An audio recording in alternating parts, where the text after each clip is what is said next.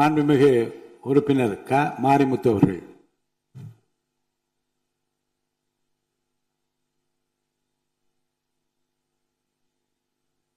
மாண்புமிகு பேரவைத் தலைவர் அவர்களுக்கு என்னுடைய அன்பான வணக்கத்தினை தெரிவித்துக் கொள்கிறேன்.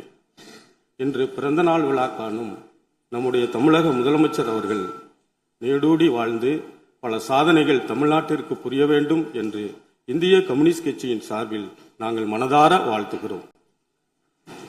என்னை இந்த அவையில் நின்று பேசுவதற்கு வாய்ப்பளித்த இந்திய கம்யூனிஸ்ட் கட்சியினுடைய மதிப்புமிகு தலைவர்கள் வீரபாண்டியன், முத்தரசன் உள்ளிட்ட இந்திய கம்யூனிஸ்ட் கட்சியினுடைய தலைவர்களுக்கும், என்னுடைய வெற்றியை உறுதி செய்த திராவிட முன்னேற்ற கழகத்தினுடைய தலைவரும் முன்னாள் முதலமைச்சர் அவர்களுக்கும், அதேபோல எதிர்க்கட்சி தலைவராக இருக்கிற மதிப்புமிகு தலைவர் அவர்களுக்கும், அதேபோல திராவிட முன்னேற்ற கழகத்தினுடைய முன்னணி தலைவர்களுக்கும், திருத்துறைப்பூண்டி தொகுதி மக்கள் எனக்கு நம்பிக்கை வைத்து வாக்களித்திருக்கிற திருத்துறைப்பூண்டி தொகுதி மக்களுக்கும் நான் இந்த அவையில் நின்று கோடான கோடி நன்றிகளை தெரிவித்துக் கொள்ள கடமைப்பட்டிருக்கிறேன்.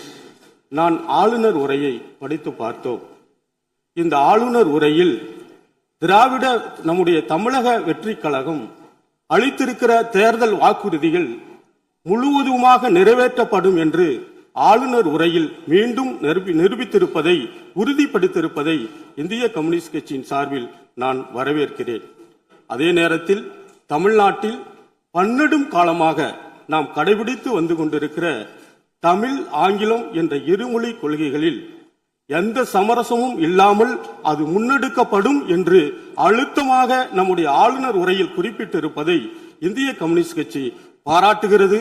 அதேபோல இந்தி மொழியை திணிப்பதன் மூலமாக மும்மொழி கொள்கையை தமிழ்நாட்டில் நடைமுறைப்படுத்துவதற்கு, செயல்படுத்துவதற்கு ஒரு நிர்பந்திக்கிற ஒன்றிய அரசை இந்த ஆளுநர் உரை சுட்டிக்காட்டியதோடு மட்டுமல்ல, தமிழ்நாட்டினுடைய பள்ளி கல்வித்துறைக்கு வழங்க வேண்டிய 3458 கோடி ரூபாயை உடனடியாக விடுவிக்காமல் இருப்பது சரியல்ல என்று சுட்டிக்காட்டியிருக்கும் இந்த அவையை, இந்த ஆளுநர் உரையை இந்திய கம்யூனிஸ்ட் கட்சி மனதார பாராட்டுகிறது.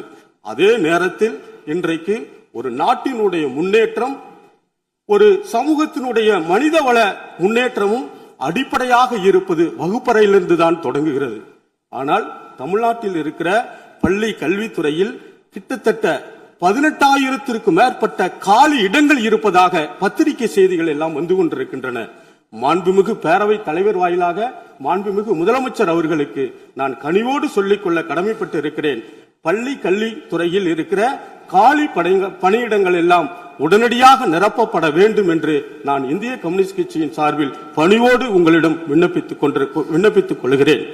அதேபோல நம்முடைய நிதி அமைச்சகம் கடந்த சில நாட்களுக்கு முன்னால் ஒரு வெள்ளை அறிக்கையை வெளியிட்டு இருக்கிறது. அந்த வெள்ளை அறிக்கையில் மிக சிறப்பாக சொல்லி இருக்கிறார்கள், நிதியினுடைய கசிவுகள் தடுக்கப்படும், நிதி வருவாய் அரசாங்கத்திற்கு பெருக்குவதற்கான எல்லா முயற்சிகளையும் வெளிப்படைத்தன்மையோடு செயல்படுத்தப்படும் என்று ஒரு நல்ல ஊழலற்ற ஒரு நேர்மையான ஆட்சியை நாங்கள் தருவோம் என்று இந்த ஆளுநர் உரையில் சொல்லியிருப்பதன் மூலம் இந்த ஆட்சி ஒரு நல்ல அணுகுமுறையை, ஒரு நல்ல தொடக்கத்தை தமிழ்நாட்டில் தொடங்கியிருக்கிறது என்ற அந்த ஆளுநர் உரையை இந்திய கம்யூனிஸ்ட் கட்சி உண்மையிலேயே பெருமிதத்தோடு பாராட்டிக் கொள்கிறது. தொழில் கொள்கையில் நாங்கள் அறிவிப்புகளை வெளியிடுவோம் என்று சொல்லியிருக்கிறீர்கள். தொழில் வணிகம் எளிமையாக்கப்படும் என்றும் சொல்லியிருக்கிறீர்கள். ஆனால் இந்த தொழில் கொள்கைகளுக்கு பின்னால் இருக்கிற வெறும் பில்லராக இருக்கிற இந்த தொழில் கட்டமைப்பையே உருவாக்குகிற தொழிலாளர்களுடைய நலன், தொழிலாளர்களுடைய சட்ட உரிமை, தொழிலாளர்களுடைய கண்ணியமான வாழ்க்கைக்கான ஊதியம், தொழிலாளர்களுடைய ஓய்வூதியம், எதை பற்றியுமே இந்த கவர்னர் உரை பேசாமல் கடந்து போயிருக்கிறது. மாண்புமிகு முதல்வர் அவர்களே, பேரவை தலைவர் அவர்களே, இந்த தொழிலாளர்கள் நலன் குறித்து நாம் கவலையோடு பரிசீலிக்க வேண்டி இருக்கிற கட்டாயம் இருக்கிறது. ஏனென்று சொன்னால் ஒன்றிய அரசு இன்றைக்கு தொழிலாளர்களுக்கு எதிராக 4 சட்டங்களை வடிவமைத்து நடைமுறைப்படுத்திக் கொண்டிருக்கிறார்கள். தமிழ்நாட்டிலும் அது நடைமுறைக்கு வந்துவிட்டால் நிச்சயமாக தொழிலாளர்களுடைய நலன் எதிர்காலம் இன்றைக்கு மிகப்பெரிய கேள்விக்குறியாகிவிடுமோ என்ற அச்சம் வந்திருக்கிறது. எனவே மாண்புமிகு பேரவை தலைவரின் வாயிலாக கவனம் பெற வேண்டும் என்பதற்காக இந்த கருத்தை நான் கூறிக்கொள்ள கடமைப்பட்டிருக்கிறேன். தூய்மை பணியாளர்கள் ஊரக வளர்ச்சியாக இருந்தாலும் சரி, நகர்ப்புற வளர்ச்சியாக நகர்ப்புறமாக இருந்தாலும் சரி, சமூகத்தின் ஒடுக்கப்பட்ட பகுதியில் இருந்து வேலை செய்கிறவர்கள், அன்றாடம் வாழ்க்கைக்காக வாழ்ந்து கொண்டிருக்கிறவர்கள், அவர்கள் எல்லாம் தனியாருக்கு விடப்படும் என்று பத்திரிகை செய்திகளை நாங்கள் பார்த்தோம். அவர்களுடைய உழைப்பு, அவர்களுக்கான வாழ்வியலை பெரும் முதலாளிகள் கையில் ஒப்படைத்து விடாதீர்கள். காரணம், இந்த அரசு மிக எளிய பின்னணியை கொண்ட அமைச்சர்கள் எல்லாம் இந்த அவையில் அலங்கரித்துக் கொண்டிருக்கிறார்கள். நாங்கள் பெருமையாக பார்க்கிறோம். அதுவும் மக்களுடைய பிரச்சனைகளை மக்களுடைய துணையோடு உறுதுணையோடு நாங்கள் நிறைவேற்றுவோம் என்று வெளிப்படை தன்மையோடு கூட இந்த அரசு ஆளுநர் உரையில் சொல்லிக் கொண்டிருக்கிறது. எனவே மக்களுக்கான அடிப்படையான பொருளாதார முன்னேற்றம், சமூக கட்டமைப்பில் மேம்பாடு செய்தல், இது அத்தனைக்கும் அடிப்படையானது உள்ளாட்சி தேர்தல். இந்த உள்ளாட்சி தேர்தல் கடந்த 2 ஆண்டுகளுக்கு மேலாக நடைபெறாமல், ஊரக வளர்ச்சியில் இந்த ஊரக உள்ளாட்சி துறையில் நடைபெறாமல் இருக்கிற காரணத்தினால் மக்களுக்கான பல அடிப்படை பணிகள் கொண்டு போய் சேர்ப்பதில் ஒரு பெரும் சிரமம் ஏற்பட்டிருக்கிறது. இன்றைக்கு என்னுடைய சொந்த தொகுதியிலேயே திருத்துறைப்பூண்டி தொகுதியில் மிக பெரும் பிரச்சனையாக உருவெடுத்திருப்பது குடிதண்ணீர் பிரச்சனை.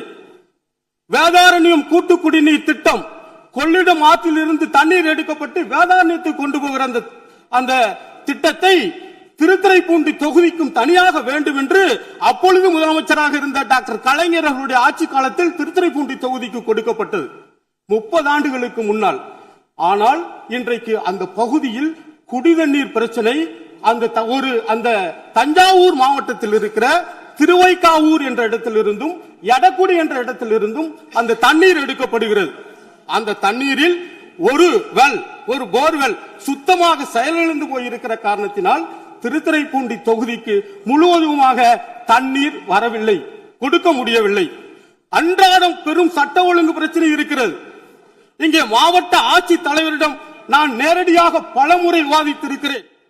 அதனுடைய குடிநீர் வழங்கல் துறை அதிகாரிகளிடம் நான் நேரடியாக பலமுறை சொல்லி இருக்கிறேன். இந்த குடிநீர் வழங்கல் துறையினுடைய நம்முடைய செயலாளர், முதன்மை செயலாளரை நான் சென்னையில் சந்தித்திருக்கிறேன். ஆனாலும் குடிநீர் பிரச்சனை எங்களுடைய திருத்துறைப்பூண்டி தொகுதியில் தீர்க்கப்படாமல் இருக்கிறது. நான் அதிகாரிகளை தொடர்பு கொண்டு கேட்டபோது அது தனியாரிடம் குடிநீர் வழங்குவதற்காக ஒப்பந்தங்கள் வழங்கப்பட்டு இருக்கிறதாக சொல்லுகிறார்கள். ஆனால் அந்த ஒப்பந்தக்காரர் குடிநீர் வழங்குவதில் மெத்தன போக்கர் இருக்கிறார் என்பதனை நான் இங்கே பதிவு செய்ய கடமைப்பட்டிருக்கிறேன். எங்களுடைய தொகுதி மக்கள் குடிப்பதற்கு தவித்த வாய்க்கு தண்ணீருக்கு அல்லல் பட்டுக் கொண்டிருக்கிறார்கள் என்பதனை நான் முதலமைச்சரின் பார்த்து இருகரம் கூப்பி கேட்கிறேன். தீர்த்து வையுங்கள் என்று நான் முதலமைச்சர் அவர்களின் வாயிலாக இதை நான் மன்றாடி கேட்டுக்கொள்கிறேன். ஏனென்று சொன்னால் பெரும் பிரச்சனையாக திருத்துறைப்பூண்டியில் குடிநீர் பிரச்சனை உருவெடுத்து போயிருக்கிறது. இன்னொன்றையும் நான் இந்த அவைக்கு சொல்லிக்கொள்ள கடமைப்பட்டிருக்கிறேன். ஜூன் 12ஆம் தேதி எப்பொழுதும் போல் காவிரியில் தண்ணி மேட்டூர் அணை திறக்கப்பட்டு எங்களுடைய பகுதிகளுக்கு விவசாயம் பணி தொடங்கப்படும். ஆனால் இந்த ஆண்டு விவசாயத்திற்காக தண்ணீர் திறக்கப்படாத காரணத்தினால் விவசாயம் பொய்த்து போயிருக்கிறது. கூட்டுறவு கடனில் வாங்கிய கடன்கள் எல்லாம் இன்றைக்கு ஒரு மிகப்பெரிய அளவில் கடன் சுமை ஏறிக்கொண்டே இருக்கிறது.